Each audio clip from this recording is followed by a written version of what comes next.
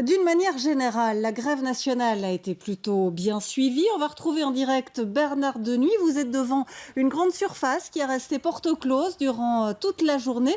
De nombreux travailleurs ont débrayé aujourd'hui.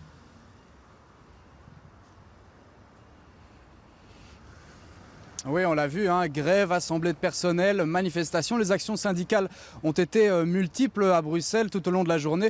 Alors pour faire le bilan de cette journée d'action, j'ai à mes côtés Felipe Van Kersbilk, secrétaire général CNE-CSC.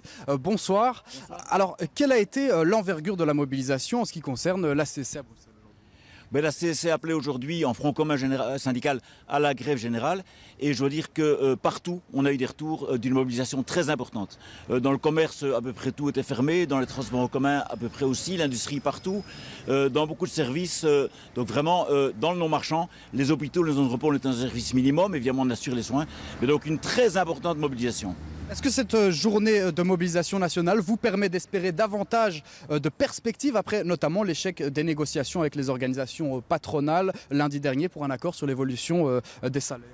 Oui, cet échec, on s'y attendait, hein, donc les patrons veulent discuter de rien et ils ne veulent pas nous entendre. Nous, on demandait 4 choses. Les prix de l'énergie doivent baisser, pas toucher à l'indexation des salaires et des allocations, qu'on ait le droit de négocier librement des salaires et qu'on taxe les surprofits. Il y a aujourd'hui des profiteurs de guerre, comme il y a eu des profiteurs du Covid. On veut les taxer. Ces 4 choses-là, clairement, on se battra jusqu'à ce qu'on ait des résultats importants.